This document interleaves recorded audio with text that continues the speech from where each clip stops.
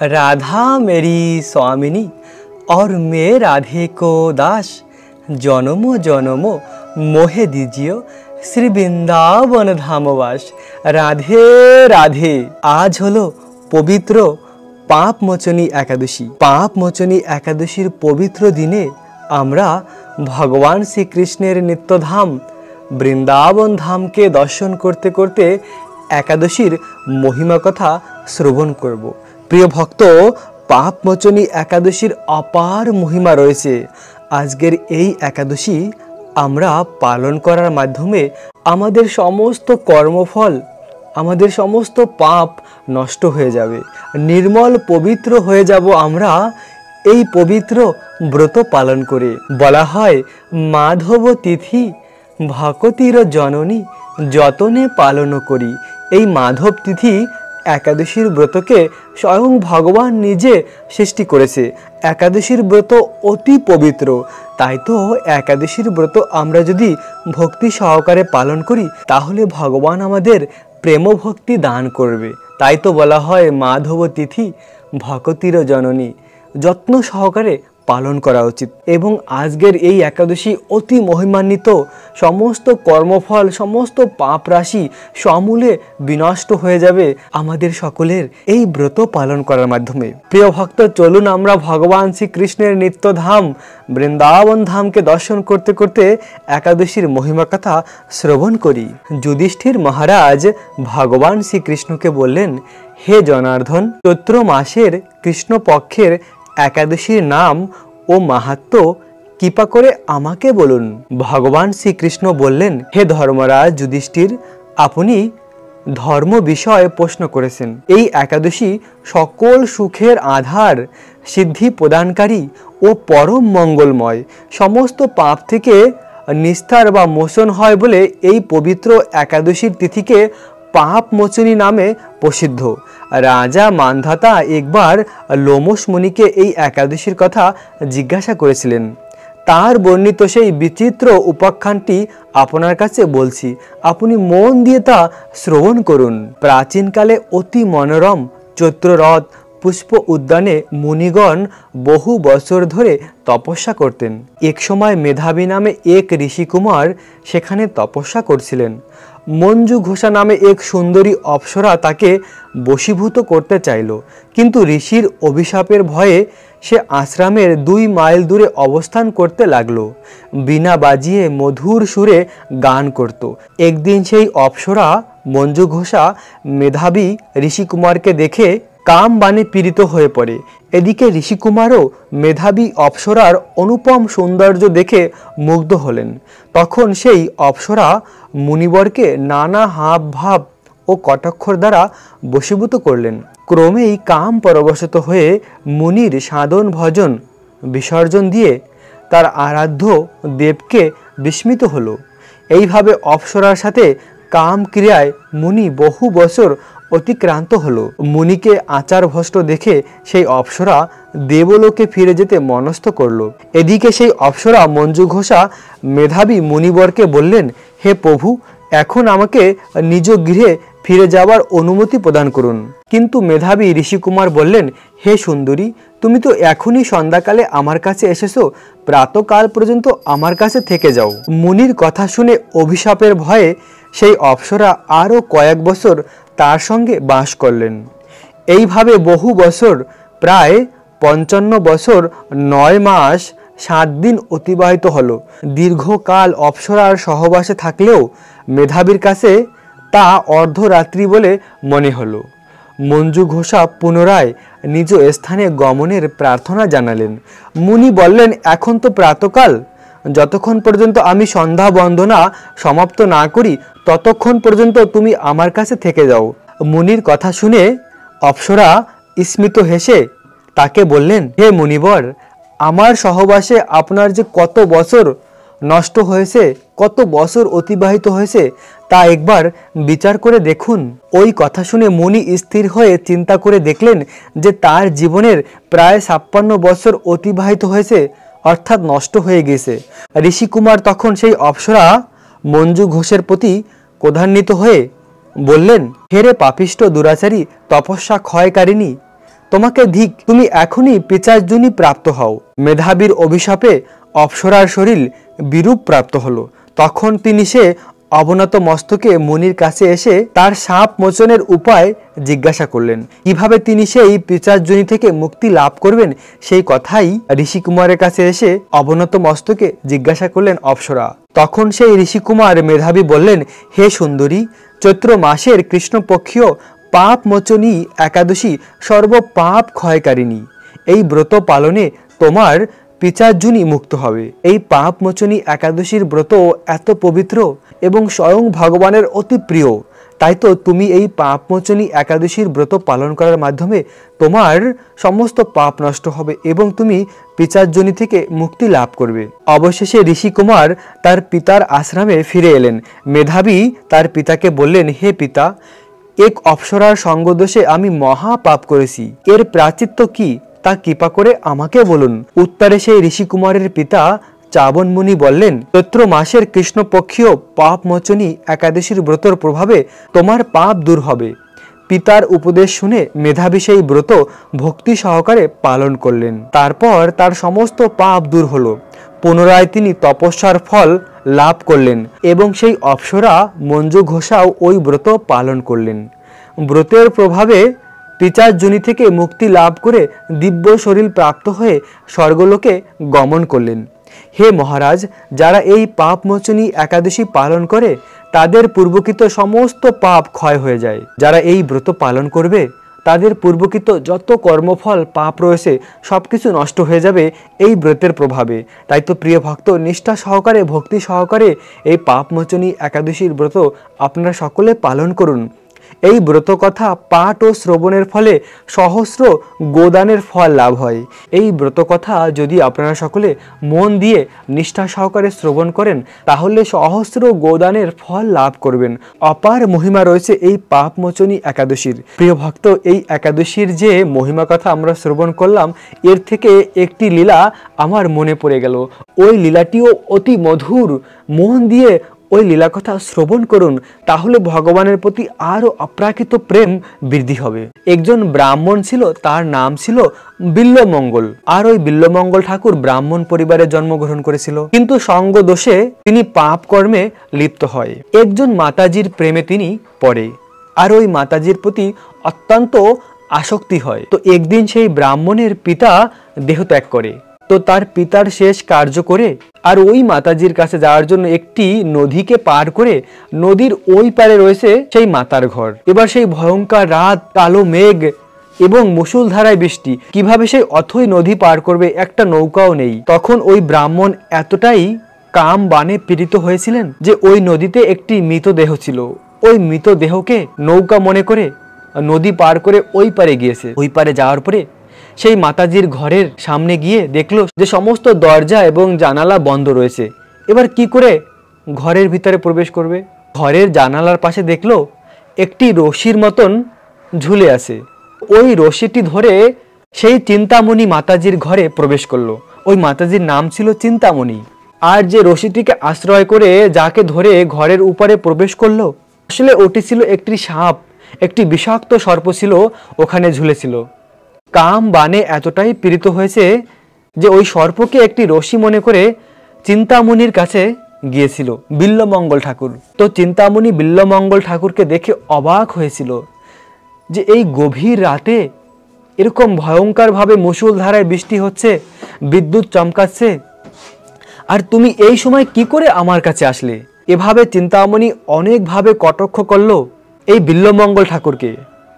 তো বিল্বমঙ্গল ঠাকুর চুপ করে সবকিছু শ্রবণ করলো।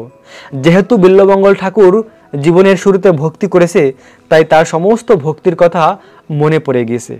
আসলে ভগবান কৃষ্ণ গীতাতে বলে, নমে ভক্তা পুনশ্চতি।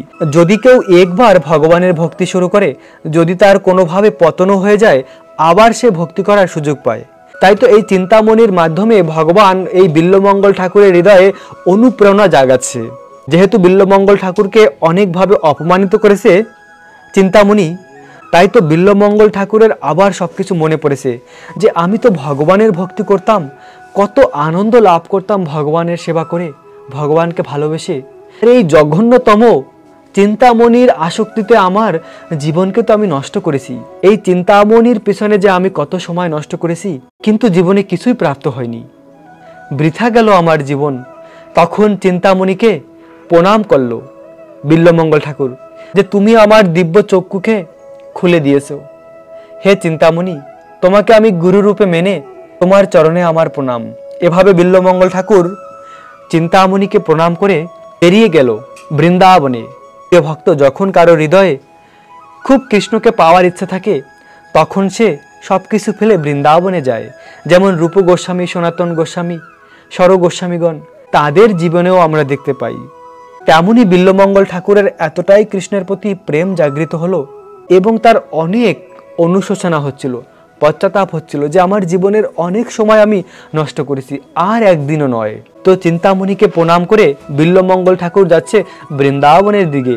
বৃন্দাবনের দিকে যেতে যেতে রাস্তায় আবার একটি সুন্দরী রমণীকে দেখলো। ওই সুন্দরী রমণীকে দেখে সুন্দরী রমণীর পিছনে ধাবিত হলো, কেননা যেহেতু এতদিন চিন্তামণির সঙ্গে ছিল, ওই স্বভাব এখনো নষ্ট হয়নি।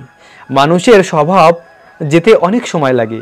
ভক্তির মাধ্যমে, ভজনের মাধ্যমে যে খারাপ স্বভাব থাকে সেটা নষ্ট হয়, কিন্তু সময় লাগে। বিল্বমঙ্গল ঠাকুর এভাবে ওই রমণীর সৌন্দর্য দেখে রমণীর পিছে পিছে ধাবিত হলো।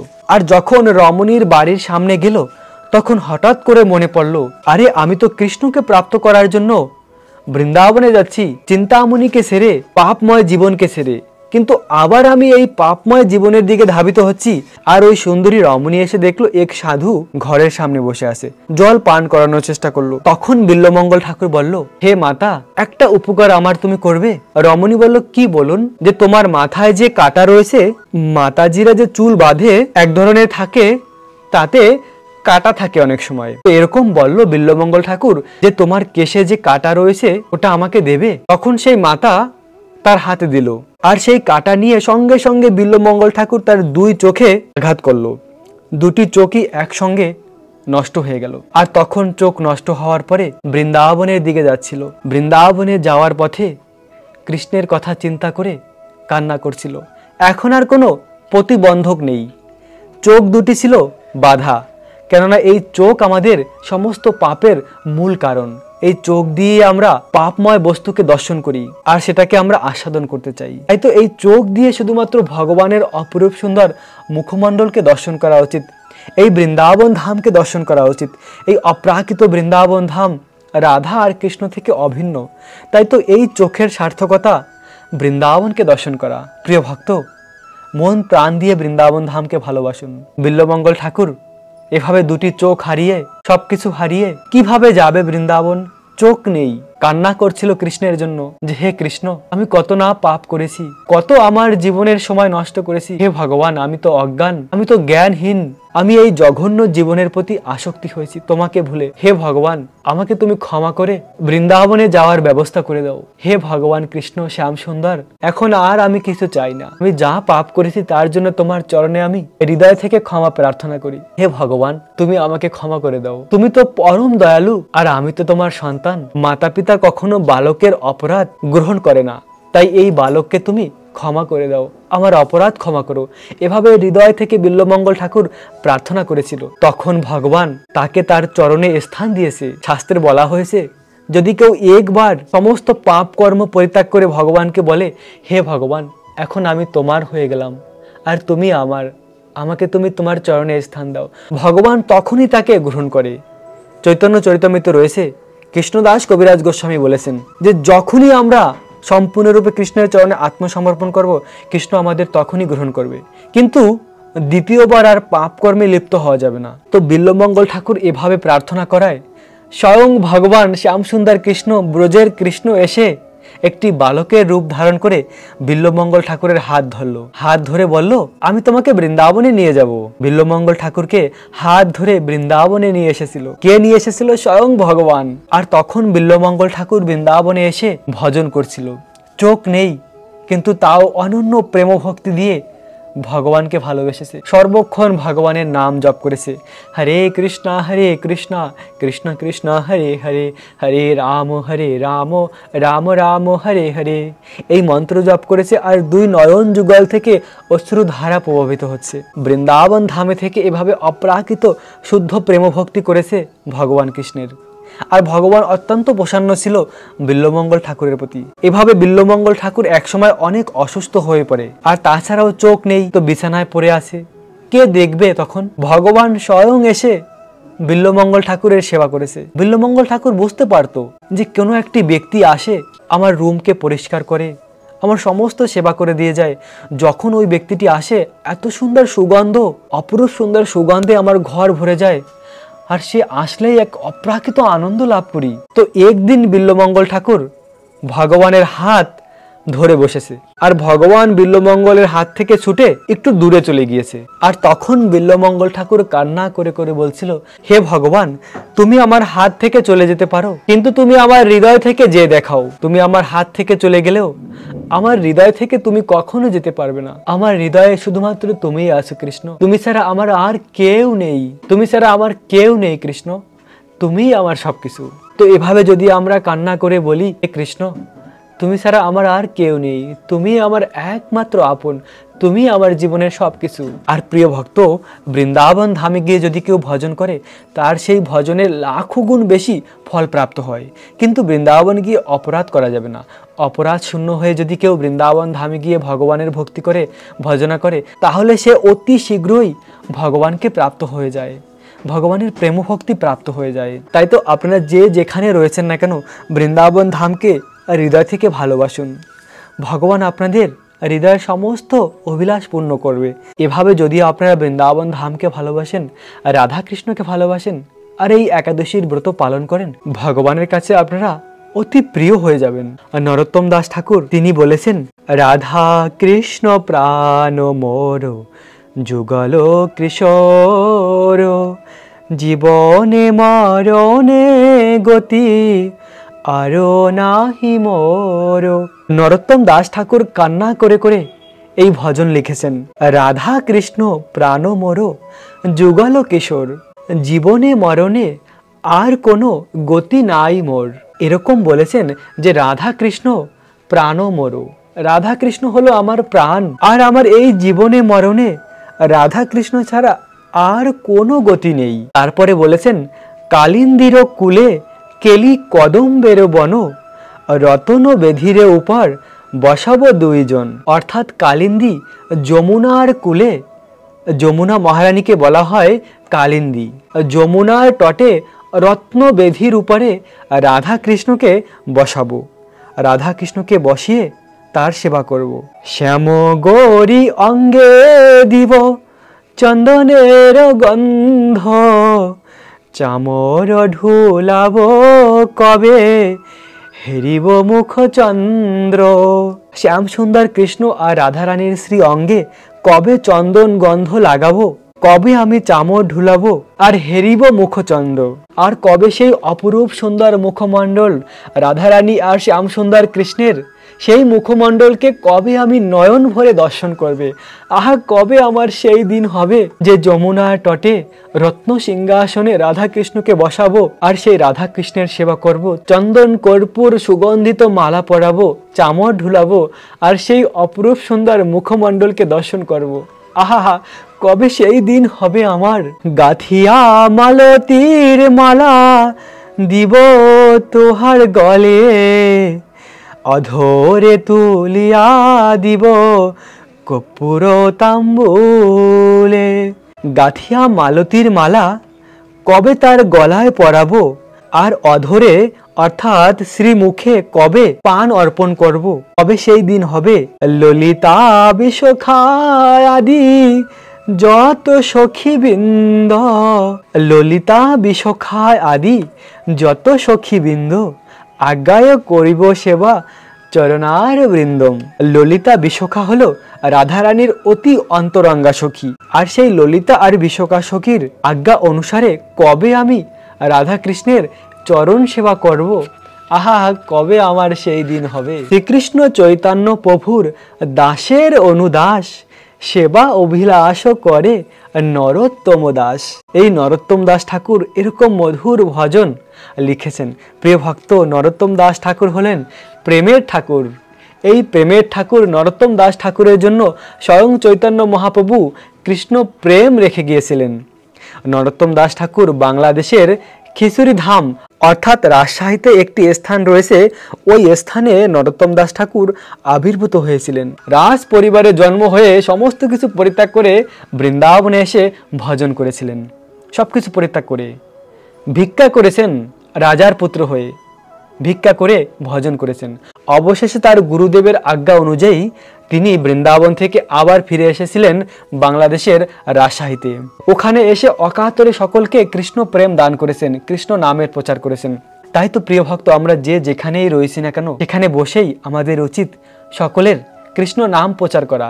চৈতন্য মহাপ্রভুর মনোভাব কি? পৃথিবীতে আসে যত নগর আদি গ্রাম, সর্বত্র প্রচার হইবে মোর এই নাম।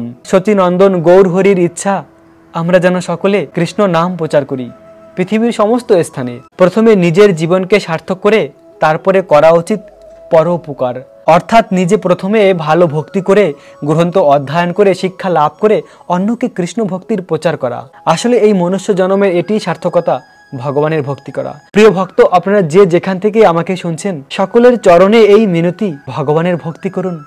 এই দুর্লভ মনুষ্য জন্ম একটি দিন নষ্ট হয়ে যাচ্ছে আমাদের। ভগবানকে একবার ভালোবেসে দেখুন, কত অপ্রাকৃত আনন্দ লাভ করবেন। সত্যি জীবন আনন্দময় হয়ে যাবে। একাদশীর ব্রত পালন করুন, কৃষ্ণকে ভালোবাসুন।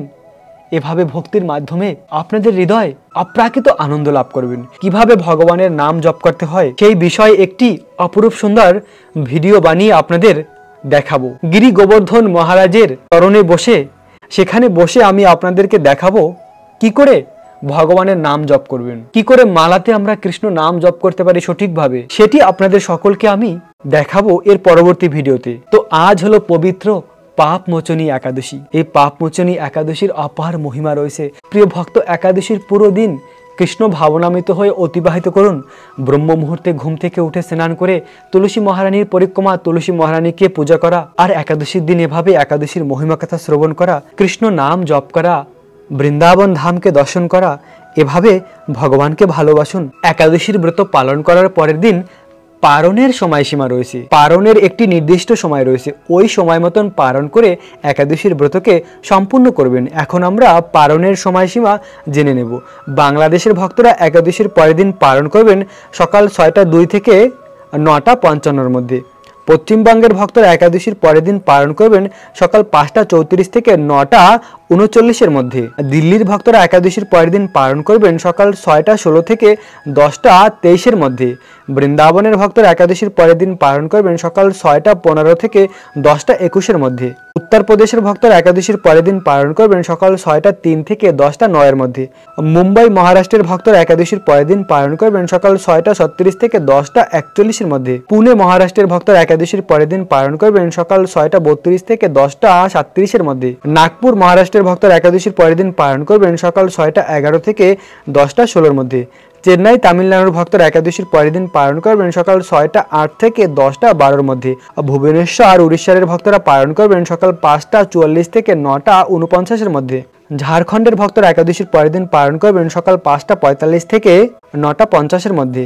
বিহারের ভক্তরা একাদশীর পরের দিন পালন করবেন সকাল 5:43 থেকে 9:49 মধ্যে। ছত্তিশগড়ের ভক্তরা একাদশীর পরের দিন পালন করবেন সকাল 5:59 থেকে 10:04 মধ্যে। শিলং মেঘালয়ের ভক্তরা একাদশীর পরের দিন পালন করবেন 5:19 থেকে 9:25 মধ্যে।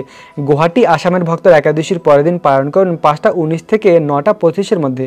আগরতলা ত্রিপুরার ভক্তরা একাদশীর পরের দিন পালন করবেন 5:22 থেকে 9:27 মধ্যে। মিজোরামের ভক্তরা একাদশীর পরের দিন পালন করবেন 5:15 থেকে 9:20 মধ্যে। মণিপুরের ভক্তরা একাদশীর পরের দিন পালন করবেন 5:10 থেকে 9:16 মধ্যে।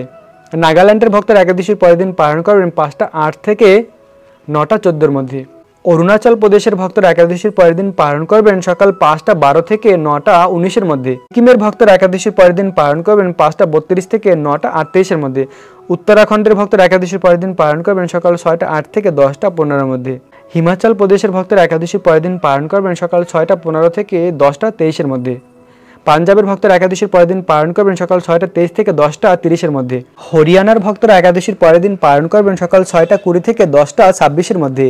আর রাজস্থানের ভক্তরা একাদশীর পরের দিন পালন করবেন সকাল 6:31 থেকে 10:27 মধ্যে। গুজরাটের ভক্তরা একাদশীর পরের দিন পালন করবেন সকাল 6:40 থেকে 10:45 মধ্যে। মধ্যপ্রদেশের ভক্তরা একাদশীর পরের দিন পালন করবেন সকাল 6:13 থেকে 10:18 মধ্যে। হায়দ্রাবাদ তেলেঙ্গানার ভক্তরা একাদশীর পরের দিন পালন করবেন সকাল 6:14 থেকে 9:19 মধ্যে। গোয়ার ভক্তরা একাদশীর পরের দিন পালন করবেন সকাল 6:32 থেকে 10:37 মধ্যে। ব্যাঙ্গালোর কর্ণাটকের ভক্তরা একাদশীর পরের দিন পালন করবেন সকাল 6:19 থেকে 10:27 মধ্যে। কেরালার ভক্তরা একাদশীর পরের দিন পালন করবেন সকাল 6:24 থেকে 10:27 মধ্যে। জম্মু কাশ্মীরের ভক্তরা একাদশীর পরের দিন পালন করবেন সকাল 6:25 থেকে 10:32 মধ্যে। আন্দামান নিকোবরের ভক্তরা একাদশীর পরের দিন পালন করবেন সকাল 5:19 থেকে 9:22 মধ্যে। নেপালের ভক্তরা একাদশীর পরের দিন পালন করবেন সকাল 6টা থেকে 10:06 মধ্যে। ভুটানের ভক্তরা একাদশীর পরের দিন পালন করবেন সকাল 5:57 থেকে 10:03 মধ্যে। শ্রীলঙ্কার ভক্তরা একাদশীর পরের দিন পালন করবেন সকাল 6:11 থেকে 10:14 মধ্যে। মালদ্বীপের ভক্তরা একাদশীর পরের দিন পালন করবেন সকাল 6:07 থেকে 10:09 মধ্যে। মায়ানমারের ভক্তরা একাদশীর পরের দিন পালন করবেন সকাল 6:03 থেকে 10:08 মধ্যে। পাকিস্তানের ভক্তরা একাদশীর পরের দিন পালন করবেন সকাল 6:02 থেকে 10:09 মধ্যে। মালয়েশিয়ার ভক্তরা একাদশীর পরের দিন পালন করবেন সকাল 7:14 থেকে 11:17 মধ্যে। সিঙ্গাপুরের ভক্তরা একাদশীর পরের দিন পালন করবেন সকাল 7:06 থেকে 11:08 মধ্যে। অস্ট্রেলিয়ার ভক্তরা একাদশীর পরের দিন পালন করবেন সকাল 7:12 থেকে 7:15 মধ্যে। অস্ট্রেলিয়াতে মাত্র 3 মিনিট রয়েছে একাদশীর পালনের সময়। প্রিয় ভক্ত, অস্ট্রেলিয়াতে যারা রয়েছেন 3 মিনিটের মধ্যে পালন করে নেবেন। যা কিছু রয়েছে জগন্নাথের চাল, জগন্নাথের প্রসাদ খেয়ে পালন করে নেবেন। আর নিউজিল্যান্ডের ভক্তরা একাদশীর পরের দিন পালন করবেন 7:30 থেকে 9:15 মধ্যে। দুবাই আবুধাবির ভক্তরা একাদশীর পরের দিন পালন করবেন সকাল 7:47 থেকে 10:21 মধ্যে। সৌদি আরবের ভক্তরা একাদশীর পরের দিন পালন করবেন সকাল 6:47 থেকে 9:56 মধ্যে। বাহরাইনের ভক্তরা একাদশীর পরের দিন পালন করবেন সকাল 6:37 থেকে 9:40 মধ্যে। কুয়েতের ভক্তরা একাদশীর পরের দিন পালন করবেন সকাল 6:47 থেকে 9:50 মধ্যে। কাতারের ভক্তরা একাদশীর পরের দিন পালন করবেন সকাল 6:47 থেকে 9:37 মধ্যে। উমানের ভক্তরা একাদশীর পরের দিন পালন করবেন সকাল 7:47 থেকে 10:09 মধ্যে। এই ছিল পৃথিবীর অনেক স্থানের একাদশীর পালনের সময়সীমা। প্রিয় ভক্ত, এই সময় মতন পালন করে নেবেন। পালনের প্রণাম মন্ত্র আমি ভিডিওর নিচে ডিসক্রিপশন বক্সে দিয়ে দেব, ওখানে পালনের মন্ত্র লিখে দেব, ওখান থেকে আপনারা দেখে নেবেন।